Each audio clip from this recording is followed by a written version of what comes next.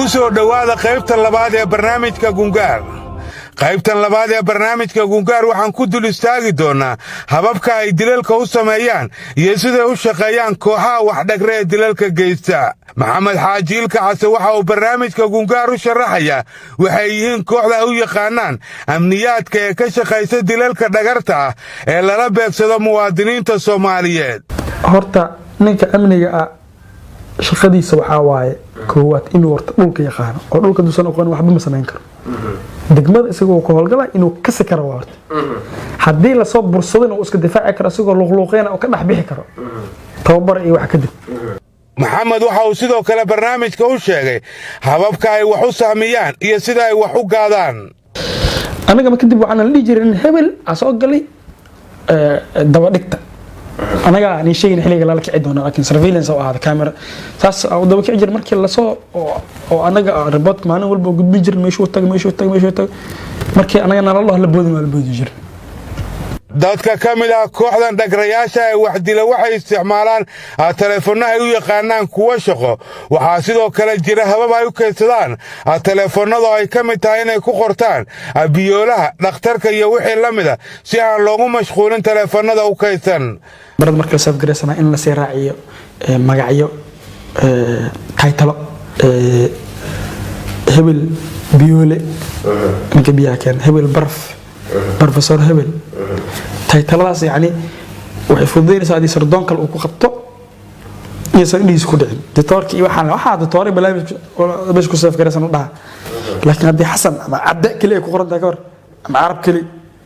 oo qofka qaadanayna mobilka waa inay maxduud ahaadaan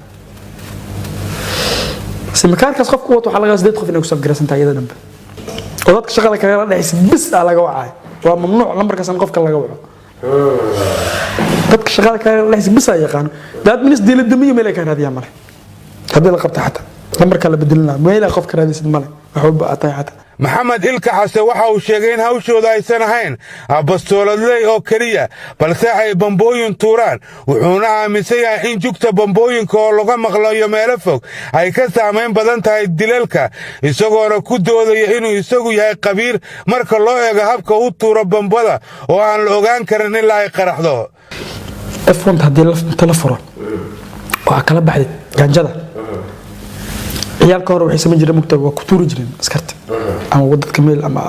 xidhawaan ama guri ku tuuri jireen ciidan duuya markii jaanas wuxuu leeyahay markay ku soo dhacdo uu arko ama tashta uu maqlo jaanas ajar uu fadhiisana oo jifan kar qofka haduu jiftana inta ku soo daasiifto waxa baa marka hal raba tashta inay gacanta ay ku soo dhacdo markay ku imaanayso maraysan qofka jaanas la macna. bamba tuurku ugu halisanaa uu sheegtay inuu sameeyay waxa kamid ah bamba uu ku tuuray meel la isugu yimaado Xamar Jajab halkaas oo uu sheegay inuu gudaha u galay kuna dhuftay laba bam gacmeed. waxa aad ugu sameeyay qolooyin oo Xamar Jajab shiishad ku cawi jireen oo BS ah jireen Xamar Jajab taandhow waxaan filaa sanadkii inuu ahaa 17 16 ka dhamaadkiisa inuu ama waa caawin qisas Xamar Jajab qaybta israaca ka dambeeyay guriga ku marqaamayeen guriga la dumiyay idaacadda wala gashay markaas waa dadka abta guriga oo qolka oo galay mugdi ah qolka shiishada cawaayeen gabdho BS iyo mootooyin balan ku yaaleen laba xabaan watay kaliyeena qof ila galay markan waa kaliyeega waa galay maalin badan istadlaaceen meeshaas shaqada habeenkii rabta inay dhacdo dhalinyaradii soo bixi waayeen shaqadina waa lagu soo celinaya kaliyeega gal alilay waa ku soo celinaya telefoonka dibnin kaliyeega gal وكابرهنا سيدي ku dhacday markii halkan waa qolkii ay dhalinyaradu ku sugayeen banooniga kuna ciyaarayeen laadhuuda oo Maxamed Xaaji Ilka Case ugu soo galay kuna dhuftay laba bam gacmeed kuwan waa qayb kamid ah astaamihii bam gacmeedka uu qolka ku dhuftay Maxamed Xaaji mid kamid ah dhalinyaradii waqtiga ku sugnaa qolka ayaa noo sharaxaya wixii halkaas ka dhacay iyo waxay qabanayeen. maalinkaas waxay u dhaceen anaka banooniyan sugeynay inaan fiirsano laadhuuga mobilka wada dheeleynay nalka naga dansanay irida nala soo galay irida markii nala soo galay bamba nala soo dhiibay bambadii waa ka tibtay mid kale naloogu soo celiyay tiya qaraxday la wiil waa ku dhintay wiil kale waa ku dhaawacmay mid kale shabaq ku noqday mid kale waa ku jabay aniga fiirra galay saasay wax u dhaceen marka qiyaastii meeqa dhalinyaro ahayda waxaan ahayn 9 ahayn wax dawladdu shaqeeyay ku jira wax dawladdu u shaqeeyay wax la shaqeeyay midna naguma jirin waxaan shacab ciyaal iska xaafadeeda aan balooniga sugeen waxa u maleynaysaa in lagu bartilmaameeyo ma garanayo ilaa hadda walahi ma aqaan maxamed xaaji ilka case waxa uu sheegay in bambatuurka lagula xisaabtamay inay keenaan gaajada bamka taasoo ah caddayn uu ka rabo qofka soo diray wuxuuna ku doodayaa inay tahay taasi qayb ka mid ah isla xisaabtanka bambatuurka maya dhalinyarada haddaysan expert qofka duusan expert ahayn gaanjada ma bal rabo in la tuuro gaanjada waxa la rabaa markaa soo tuurtid sideeda ay tahay fartiga soo saarta laga rabo amiirka aan macna hadii kale waxa laga yaabaa in meel kuwaasoo tuura dhihi karta waxyaabaha accountability ka mid tahay ina bamka soo tuurto waxa cadayna gaanjada ay keenayaan beesha san kugu sugaa maxamed xaaji ilka case waxa uu barnaamijka gungaar u sharaxaya waxa asaasiga waa si ay wax u dilaan isagoo weliba sharaxaya qofka aan hubaysnayn habka ay u dilaan taasoo qofkii darso wax ka baran karo una kordhinaysa feejignaan iyo inuu isagoo aan hubaysan samayn karo iska caabin dadka markii cabaar ay ku dhex jiraan hawsha expert ay noqdaan balaw ma u baahan kaliis oo gal kara qofka kale wuxuu dhaabis dadka yeelaan anagu faatixinkan qofka soo kala xirtay maxal jir bas kolada la soo kala xirtay inta hadafka loo soo laabto hadafkan uu fadhiyo haduu si jeedo ama horta waxa isku dayaysa mar walba inaadan wajiga ugu imaanin oo wax walba dhici karo wajiga oo fakan kara adoo dhan waxa ku filan markaas socdo inuu hal mar ku istaago hadafku waa labeynay inta ku dhufanay waa ordayday aabac uu noqonaa ninka marka inuu si jeedo ama inta ugu imaa ama isagoo ugu imaan heshidaad isku day laakiin hadii ay dhacdo inuu darbi madax kul jiro sideeda amal hada meel ka dambeys laga gaadi kara ma qofka intuu ku soo socdo waxa laga rabaa 3 talaabo marka uu yaraa marka la soo jirtid inaad ku soo bilowdo taxbada marka maxaa laga wadaa marka hataa uu taagan yahay 3 talaabo inaad soo jirtid hadii wajiga ugu hor iimaanaysid inaadan la soo raadsan madaxiisa oo ku dagaalama kara qofka naafeen alla marka ina qofka aad dhihin kartid horta meelaha lacag ka saari kartid marka ku dhaco madax markaas lagu baashaala kor laakiin waxa isku day hadafkeen la dhigo horta marka qofkaas ku soo weerar isaga dhanba wuxuu ku filan hal mar inaa u istaagtid maxamed ilka case waxa uu kaloo sheegay in qofka dilaaga ay qasab ku tahay inuusan ku laalaaban goobta uu wax ka samaynayo falka ka hor taasina ay tahay cidda qabanaysa kooxda saaminta ama istikhbaaraadka u yaqaanaan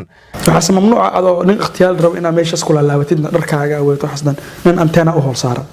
marka aad soo bixisid oo hadafka aad soo aadaysid waa mar adiga aad u soo diyaar garowday maxamed xaaji waxa uu ku doodayaa in qofka bastoolada haysta uu la mid yahay qof aan hubaysnayn haddii uusan diyaarsanayn oo feejignaan uusan qabin wuxuuna sharaxayaa hababka aysan suuragal u ahayn in loo bareero qof bastoolad wata haddii ay ku arkaan qof hubaysan habka asaa kala aadana qofka hadduu bastoolad ku hubaysan wali wuu yeelaa yani gaar ahaan qofka hadduusan digtoonin lahayn waxaa laga yaabaa bastoolada in caadi isag u koob gareysneen amaanku san u furneen caadi isaga wato waxa uu tartamo markaas soo baskool laana amal waa laakiin markii qofka isaga intuu waxay u koob gareysan amaanku u fureen dubahan uu dhigay ama dubii uu ka ururin uu sameeyay wala ka ururin hadda ka ururin waa iyadoo dubaha ku dhigan amal lamagti maxamed xaaji waxa uu ku doodayaa in qofkii 1 sano ama 2 sano wax soo dilayay ay ku adag tahay inuu wajaho qof hubaysan balse qof sidiisa oo kale waqti dheer wax soo dilayay ay u fudud tahay taasoo muujinaysa sida maxamed uga baxay xayndaabkii dadka caadiga isagoo isku arka qabiir ku takhasusay wax dilka yani jaanisi waxa leedahay qofka aad kula hirdami kartid oo qofka markii isaga soo socdo adoo dhan waxa ku filan inaad inta wabstido aad dhahdidno kadibna meesha u banaysid hadafku uu qalacdo markaas biswa hadafka mar walba dhaqdhaqaaq aad qofkaas uusan ku ogeyn asmaysid uu qalacay illa ma qofka inuu ahaado qof degan oo wax badan soo ikhtiyaale inuu ahaado kula dagaalamo waa goonitaas laakiin qof 1 sano 2 sano wax dilay ma sameyn karkaas waa maxay dil ama ikhtiyaalaad waxay u yaqaanaan waxa uu maxamed xaaji ahaa dilaagii ugu weynaa muqdisho oo ay soo qabteen booliska gobolka banaadir sheegtay in dilkoodu yahay gaadmo isagoo aaminsan haddii aad weerarto qof iska kaa jira ay noqonayso dagaal ku xiran qof iyo kartidiis taasna aysan ahayn shaqadooda waxa qasab ah qofkaas maankiisa wax yar in la dooriyo wax yar in la dooriyo حتى نين إسي وكشكينا حتى الله هردقه إنتو أستاذ كيسو كو قادين كاس يكون عاد اختيارك مر والبو وقاد ما دي سن قاد من نقل اختيار ما دقال وا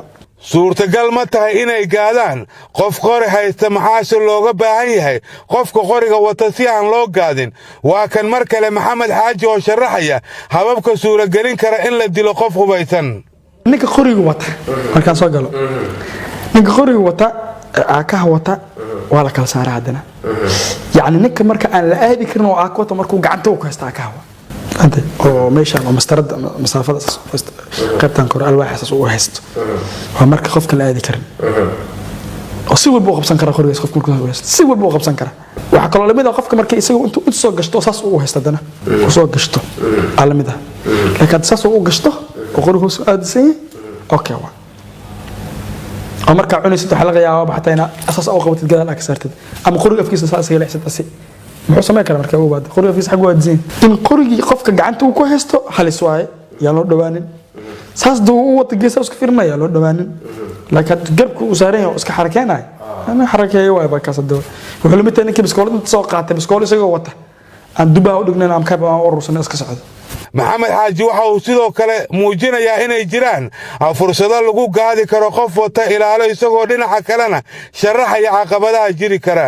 halka qof dawla socdo waxa waay waxa halis ah inay kala fog yihiin labada qof oo ay is wardiinayaan markii uu la hadlanta oo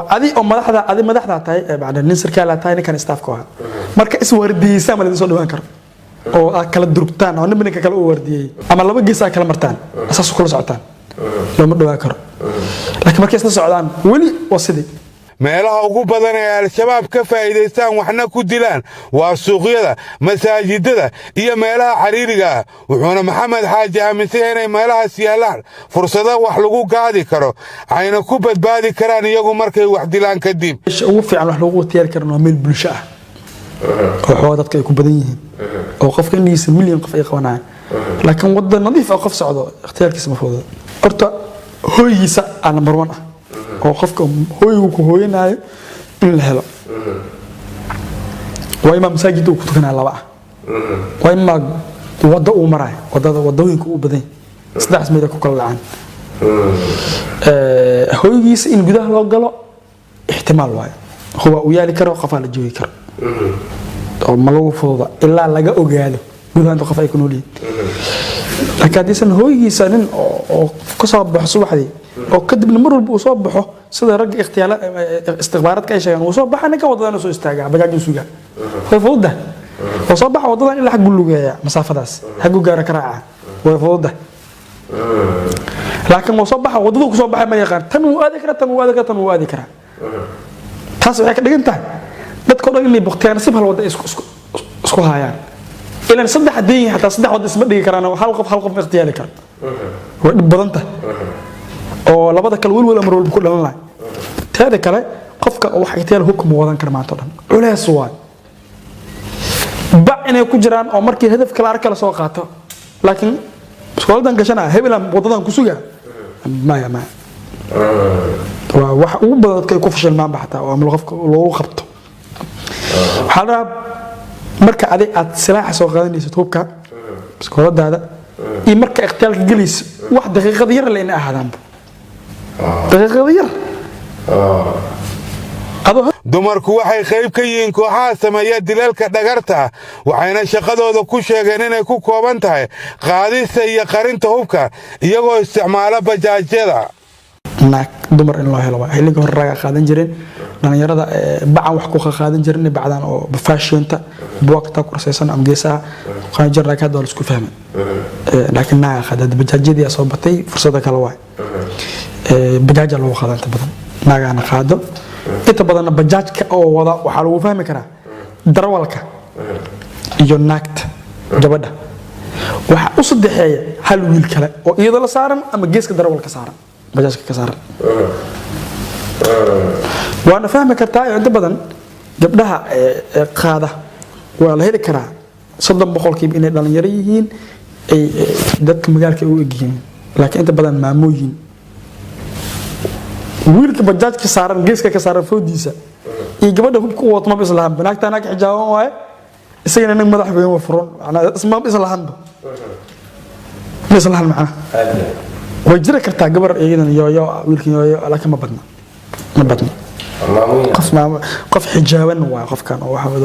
والله هي بيسنكر حتى أسكر دو قبطه ولا هل ذكرت marka ay dhacayaan howlgallada dilalka ah waxay inta badan shabakada ilkaxas isticmaali jireen laba mooto bajaaj kuwaas oo mid ay saaran tahay haweeneyda hubka wada halka mootada kalena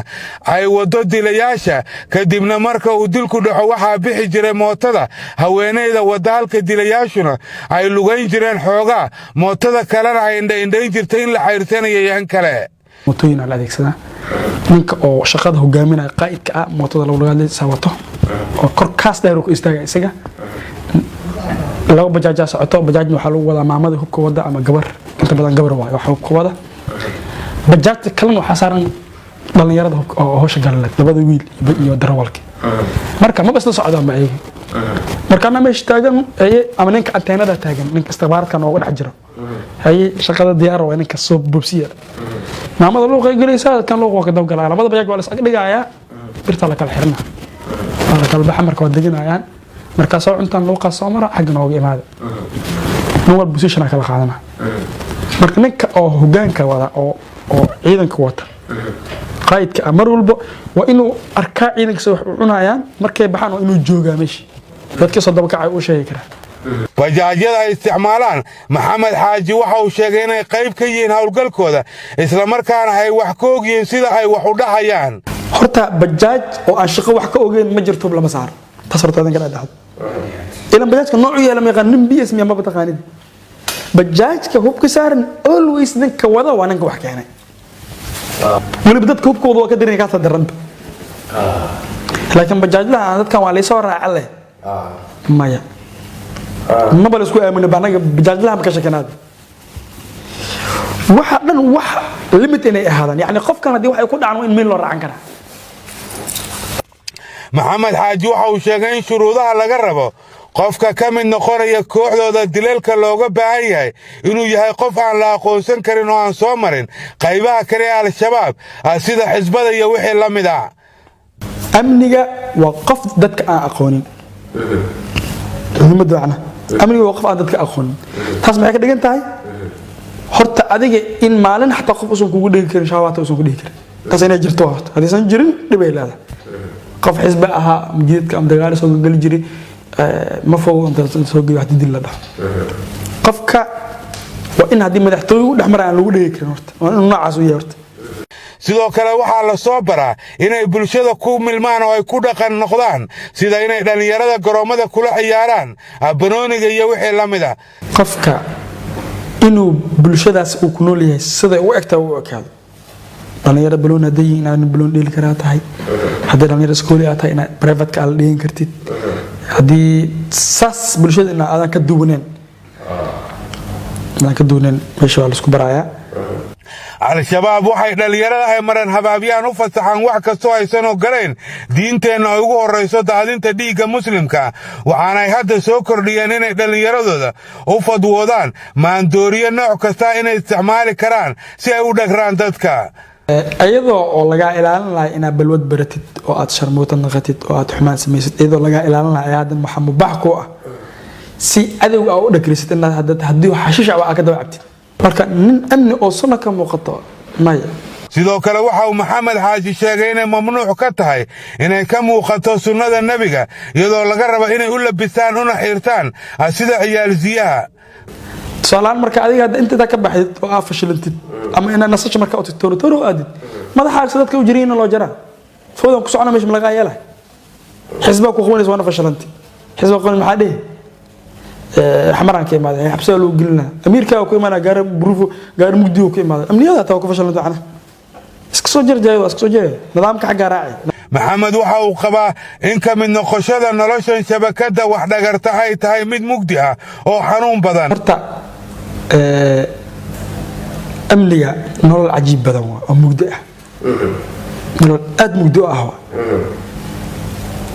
حنونك قفك أمني ودريمك أنا مركي صاحبك يسلا قبته صاحبك إنه قف سجى يقعنا وبدنته that's why قفك هذه عد مدينة دقنت هاي ومروا بين أسكار تام بنادر هو حد لا سوق قبته مروا بحولا بنادر كل مجرم منك هي عيدك وين جاي هي وين جاي بنادر أنا على بحر عياك طالع الرات إن اللجوه اليوم أنا مهم سسوا الرات إن اللجوه اليوم بل حدو كسوق قبته حتى لو جيت كسرت له الرات كويل أنا بنادر كل مجرم ها مجعي مجعي وحلا حذيفة أنا حذيفة اللي ما حاجة عليه ده ها تقول كل مجرم بنادر عمري جاي 200 طلع عندك أنا نكرت المرقات يلا كاس قدومي واحد كذا قاعد هيرس لما وحرجت المركه عمري ما قال المركه واكنا والدين تيدي اسكولات waxna soo weydii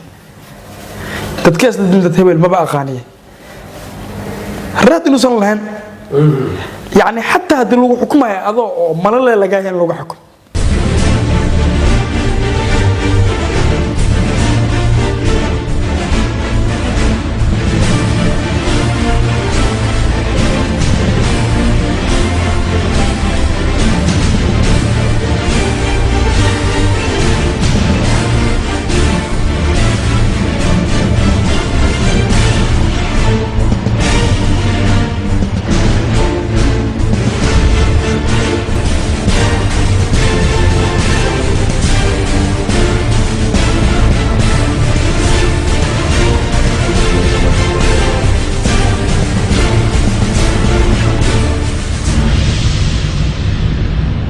محمد حاجي الكحسة وحاو برنامجka gungaar u sheegay inuu dilay laba qof oo saameyn ku lahaa noloshiisa kuwaas oo midna uu ahaa saaxiibkiisa kaliya abiis oo lagu magacaabi jiray baadil caana ka ah xamar jajab iyo nin ay qaraabo yihiin oo gacan ka geystay sii dayntiisa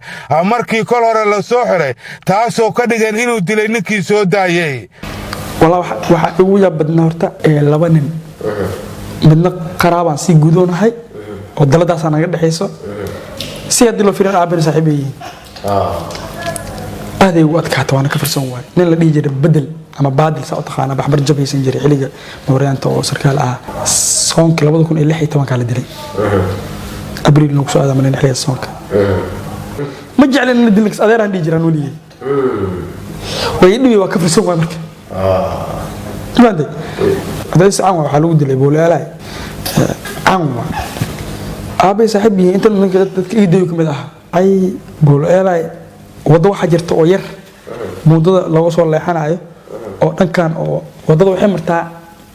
وزارة ده أنا أقولها كذا شيء كذا شيء موتين مرجرين موتين مش مرجرين مرة حجرت أو هذا السر عيدا فدين جري أنا نلقور دين جري قولوا كل جنود كنا بس إنك قولوا سلوا درها marka ay maxamed xaajiilka xasay kooxiisu si dhagara wax ku dilaan kadib maxay sameeyaan isaga la faantiisa ayaa sharaxaya waxa xiga dilka kadib horta dadka ma orda markii wax dilaan horta dhil ma lagu orda xaaladda dadka haday dad badan yihiin labada orda waa la orday haday dadka taagan yihiin oo taagnaanay soconay marka luuqa koowad agashay afkane bas ala sara xawaariyay bas si laga soo doob bixin laakiin dadka ku arkaa ordid dadka isku dirtay qabtaa باش اسين وسعني لو ويل انت ما اردن مقل جرتن ما اردن انا ودي سك اردن دينك ما اردن لكن markii bugbuug ay maqasho dadka dhan laba ordo miska cilniisa dadka la orday hada joogsan wala joogsan shardiga luuqa koowad duusas oo gashid luuqa koowad ina adii abxsid xawaareysid kadibna luuqa kala bajaajta taala alaabta iska dhigay baad hada luuqa qabta wax beddelin bay maxsabeeni nin ambaarito dadka lahaynaya tahay dumarkiyo caruurtiyo duqowiyo aqooyahan anu jirnaxayno tabargoynaya tahay maxamed xaajiilka xasay shabakadiisa oo ka koobnayd 9 qofood kuwaas oo 5 kamid ah yihiin maqarayaal waxa la horgeeyay maxkamadda ciidamada qalabka sida ee Soomaaliya darajadeeda koowaad baaris dheer oo ay sameeyeen hay'adaha baarista ciidanka sida NISA iyo CID ayaa kadib lagu wareejiyay sarayaasha xafiiska xeer ilaalinta ciidamada qalabka sida October dabayaaqadeedii ayaa loo dhaadhiyay xabsiga dhexe ee sarayaasha waxaana uu xafiiska xeer ilaalinta xilligaas isku hawlay baarista ee sarayaasha maxkamadda hortaagan iyo kuwa la shaqeynaya ay soo gudbiyeen xafiiska xeer ilaalinta bartamihii Noofembar ayay codsadeen xeer ilaalinta in la muddeeyo dhegaysiga kiiska waxaana ay maxkamadaynta eedeysanayaasha isugu jira maqanayaashiyo goobjoogayaasha bilaabatay horaantii Diseembar sanadkii tegay. ugu horrayntii eedeysanayaasha loo haysto ayay u jeediyeen garsoorayaasha waxaanu wax ka weydiiyey gudoomiyaha maxkamadda jiritaanka eedda loo haysto. maxamed xaaji axmed maxamed isaaq maxamed waxaa lagu jeediyey eedda aad dhegaysanaysay waxaa lagu haystaa inaad ka tirsan tahay kooxda al-shabaab inaad koox oo qayb fulisa horjooga aad u tahay dilalka aad dhegaysanaysay oo ilaa 3 gaaraya iyo dilal kale inaad fulisaa lagugu eedeynaya waxaa kuu bannaan 3 jawaab midood eeddaas ma gelin eeddaas waa galay iyo doodaan ka qabaa si wax u jira inaad sharaxdo. fadhiga hore inta badan lagu dhageystay markhaatiyaal iyo baarayaashii kiiskan ayaa mar kale dib la isugu soo noqday 16 Diseembar sanadkii tagay. xafiiska oo fursadda dib u dhigista ka faa'iideysanaya ayaa soo diyaariyey shaxda horjooga Ilka Case iyo kooxdii uu u talin jiray kuwaasoo maray xukun cadaaladeed iyo kuwa sugaya in cadaaladda la marsiiyo. gaashaanle Muumin Xuseen Cabdullaahi ayaa noo sharaxaya eedda loo haysto raggan. labadii eedeysanee dilay marxuum Xeefow iyo tilmaamihii ay bixiyeen 3 shakhsi lagu soo qabtay Naasa Hablood iyadoo laga duulayo la raadinayo shakhsigaas aadka muhiimka u ah oo ah Ilka Case. laamaha baaristu waxaa su'aalo laga weydiiyey qofka isaga ka sarreysay ee goobta keentay. canshuur wuxuu bixiyey tilmaan ka dhow labadii tilmaamood ay bixiyeen labada mataqaanaa group ee ka horeysay isaga la soo qabtay. canshuur wuxuu tilmaamay inuu amiir u ahay hagaayay nin la yiraahdo Ilka Case. jenaraal Cabdullaahi Buule Kame xaraaliyaha guud ee ciidamada qalabka sida ayaa codsaday in dhammaan eedeysanayaasha la mariyo ciqaabta ay mudan yihiin. dhammaan eedeysanayaasha oo u kala saaran 3 nooc qaar jooga oo ah dilayaal oo ku soo eedeynay 434 iyo 221 qaar maqan oo ayagoo maqana aan dil ku eedeynay kuwaan la wadaagay iyo eedeysanaha sagaalaad oo isagu ka mid ahaansho iyo sahan kaliya u ahaa laakiin aan fal gacantiisa ku fulin. waxay ka kooban yihiin 9kooda marka laga reebo eedeysanaha sagaalaad 8 kale dadkii magaaladan dadka ku xasuuqayay. ha ugu darnaado eedeysanaha koowaad waxa uu ahaa wax lagu qiyaaso miqyaas lagu qiyaaso halbeeg ma laha dambiyada jariimooyinka ummadda uu ka galay ma jiro waa dilaa arxan dalan. waxaa nasiib darro ah hadda ka hor inta la soo qabtay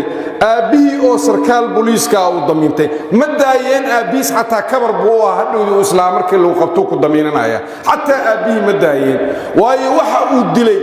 kii soo koriyey gacantii quudinaysay buu dilay.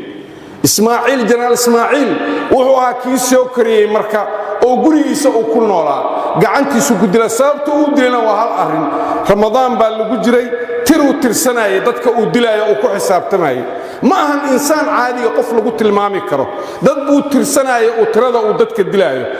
tiradii baa ka dhimanaatay waxay gaarsiisay inuu dilo adeerkii isaga soo koriyey aabbihiina ma daayeen laakiin wuxuu u daynayay inuu u ahaado kabar uu ku gabado markii la xiro oo soo daaya.